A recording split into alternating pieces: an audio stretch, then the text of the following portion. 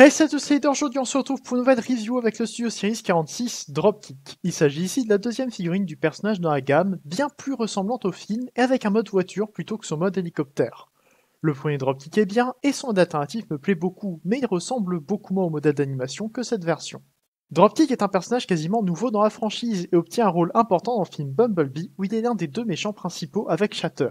Avec ça, le nom avait été utilisé seulement pour un jouet du premier film qui lui a permis d'avoir un rôle dans le seul média qui représente le Beverse avec de vrais personnages, les comics. La boîte de Dropkick est une boîte normale de Studio Series avec le rappel du nom, du numéro et le rendu du personnage à l'avant, qui est répété sur les deux côtés. Et à l'arrière, comme d'habitude, les deux modes et quelques lignes pour présenter le personnage.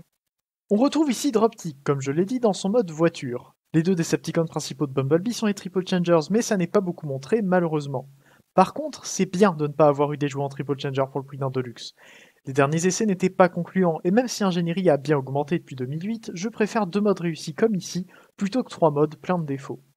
Et justement, je trouve que cette voiture est réussie. Dropkick se transforme en AMC Javelin avec beaucoup de beaux détails malgré un volume assez réduit. Je trouve quand même le style de la voiture assez particulier avec des roues qui semblent la rendre assez haute. À l'avant, on a les quatre phares rectangles, un point qui fait paraître la voiture bien plus récente qu'elle ne l'est je trouve. On a également un trait argenté autour de la calandre, mais l'absence de délimitation moulée donne parfois l'impression que c'est qu'un trait de peinture qui n'était pas prévu. La prise d'air sur le capot donne bien et est peinte en argenté. Les vitres sont transparentes, ce qui permet de voir les jambes dans l'habitacle. On a le numéro 13 sur la portière et une tête de mort sur l'aile arrière. Je passe un peu sur les roues, qui sont attachées salement à l'avant, avec ces attaches bleues qui sortent de la jante. C'est un point courant qui ne me plaît pas sur les figurines récentes. Par contre, les roues arrière sont attachées correctement. Les feux arrière sont peints en blanc et rouge, ce qui donne bien. Au final, tout le tour de la voiture est bien fait. Même le dessous est propre avec seulement les pieds un peu visibles. Mais après tout, ce n'est pas grave si on voit des parties du robot sous une voiture. Comme je l'ai dit, Dropkick est petit en mode alternatif. Le voici avec Bumblebee du même film, qui fait partie des petits de luxe. Dropkick n'est pas beaucoup plus long, et le fait que la voiture soit plus plate lui donne un volume similaire. Concernant le style, les deux voitures vont bien ensemble, même si j'ai l'impression que Bumblebee manque un peu de détails. L'aspect réaliste des voitures est quand même bien réalisé des deux côtés. Le voici à côté de Barricade Movie, qui était lui aussi un Deluxe, et qui tenait sensiblement la même place par rapport à Bumblebee dans le premier film. On pourra se plaindre de la différence de taille, mais je préfère un Deluxe plus petit mais plus complexe, avec une tête qui tourne, plutôt qu'un plus gros jeu aux articulations limitées. L'arme de Dropkick est celle qu'il utilise dans le film, faite en plastique noir non peint, et pleine de détails un peu partout.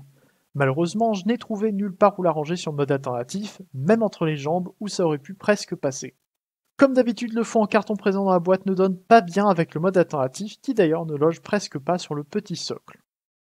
J'ai parfois l'impression d'être le seul à le penser, mais je trouve que Dropkick a une transformation très complexe. Malgré l'aspect simple du placement du Keyball, avec un torse à la Pro G1, ils ont quand même réussi à donner à ce jouet une série d'axes qui rend les premières transformations très floues et difficiles à réaliser sans aide.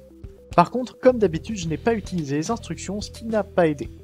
Une fois les portières ouvertes et les roues arrière descendues, les cuisses se détachent du toit de la voiture. Il ne faut pas oublier cette étape quand on transforme dans l'autre sens, sinon rien ne s'attache correctement. Les ailes arrière se séparent vers l'extérieur et permettent de descendre les jambes et le bassin. On peut alors séparer le capot des ailes avant pour se concentrer sur l'ensemble incompréhensible dont je parlais plus tôt. J'avoue que c'est assez difficile de décrire précisément ce qui se passe. Je vais donc moins couper la vidéo que d'habitude en espérant que vous compreniez un peu mieux comment doit aller chaque pièce. Une fois le dos constitué, on rabat l'ensemble des roues avant et des bras vers le haut, on détache le pare-brise, et on appuie sur l'arrière du capot pour retourner la partie du milieu et sortir la tête. Il ne faut pas oublier d'attacher le bassin aux pièces internes de l'abdomen grâce à une attache bien trop solide qui m'a fait très peur la première fois que j'ai détaché. On peut ensuite rabattre le capot en place pour finir de former le torse. Il y a une façon de le placer pour qu'il tienne en place, et j'ai trouvé que la meilleure manière de faire était de le descendre devant les roues, pour ensuite le pousser vers l'arrière et le bloquer. Je ne sais pas si c'est clair, mais j'espère que ça se voit bien sur la vidéo. Ensuite, on rabat le toit dans le dos et on place correctement les portières, puis on s'occupe des jambes, qui ne nécessitent qu'un réarrangement du pied et des ailes sur les côtés. Les bras sont la partie la plus simple puisqu'il suffit de placer les roues sur les coudes et sortir les mains. Après une transformation dont la description a été pour le moins éprouvante, on peut enfin admirer le mode robot de ce Dropkick. Il n'a certes pas le Keyball de son mode hélicoptère, mais au moins cette version apparaît dans le film, même si c'était très bref. Le design de Dropkick est assez standard dans l'ensemble, un capot en guise de torse et des portières dans le dos, c'est loin d'être nouveau. Mais quelques détails rendent le design plus intéressant, avec notamment les roues placées dans le torse et sur les coudes. Ce n'est pas sans rappeler Barricade Movie, qui avait ses roues sur les bras. Pour passer aux détails, j'aime beaucoup la tête, la forme est jolie et les tailles sont là, à la fois grâce au mold et à la peinture. Le torse est peut-être un peu large, mais surtout long, ce qui ne me dérange pas, mais n'est peut-être pas correct par rapport au modèle d'animation. J'aime beaucoup les détails moulés au milieu du torse, je trouve qu'ils donnent vraiment bien. Les roues qui dépassent du capot sont un point que j'aime beaucoup, mais je ne sais pas si ça méritait une transformation aussi complexe. Mais justement, la transformation a aussi donné un abdomen cohérent et fermé, ce qui n'est pas le cas de toutes les figurines similaires des films. Les détails à cet endroit sont d'ailleurs nombreux et moulés assez profondément, ce qui donne un aspect réaliste malgré l'absence de peinture que certains reprocheront. Pour revenir sur les bras, j'adore leur simplicité. Ils sont un peu peints et la présence de la roue sur le coude rend très bien. On peut d'ailleurs utiliser les axes de la transformation pour lui donner une arme supplémentaire qui rappelle encore Barricade Movie et son bras dépliable.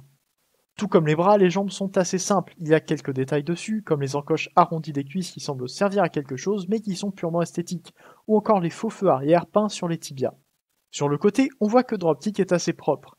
Il n'y a que le toit qu'il n'utilise pas, et il est simplement posé à l'arrière. C'est un point courant sur les figurines des films, et c'est loin d'être le pire backpack de cette gamme. C'est sûr que ça aurait été mieux si ça avait été plus compressé, mais on parle ici d'un Deluxe Studio Series. Autre détail qui dérangera, cette fois-ci pour ceux qui veulent des masterpieces au prix de Deluxe, les portières sont à l'envers par rapport à ce qu'on voit dans le film. Effectivement, elles sont censées être tenues au dos grâce à leur côté arrière plutôt qu'à l'axe d'ouverture en mode voiture, ce qui est un détail que je ne comprends pas et qui ajoute de la complexité au concept de transformation de Dropkick. Peut-être que les designers ont voulu changer un peu et ont décidé d'inverser les portières juste pour le rendre plus unique, mais ça fait que des figurines qui n'ajoutent pas 5 étapes de transformation et 4 pièces pour permettre l'échange seront forcément imparfaites par rapport au film. Mais moi, ça me va que Dropkick ait des portières de façon normale dans le dos. Dropkick n'est pas le plus articulé des Studio Series, en se plaçant dans les standards de la gamme qui sont moins élevés que ce qu'on a du côté de War for Cybertron ou des Studios 86. Sa tête sur ball joint tourne sans problème et peut se lever un peu. Ses épaules sont très serrées, mais quand on arrive à les bouger, on obtient une bonne amplitude dans toutes les directions, sauf peut-être un peu vers l'extérieur. Les coudes tournent et plient à angle droit et peuvent plier à l'envers pour le fan mode où la roue est dépliée. Les poignets ne tournent pas. L'absence de rotation au bassin est bien dommage, mais logique d'après la transformation. Les cuisses sont lâches, j'ai dû mettre du papier autour des ball joints pour les solidifier. Mais ça reste assez facile de détacher les jambes, surtout quand on utilise la rotation de la cuisse. Il peut quand même monter les jambes entièrement vers le haut et un peu vers l'arrière. Enfin, les genoux plient à 90 degrés et les pieds vont seulement vers le haut et le bas.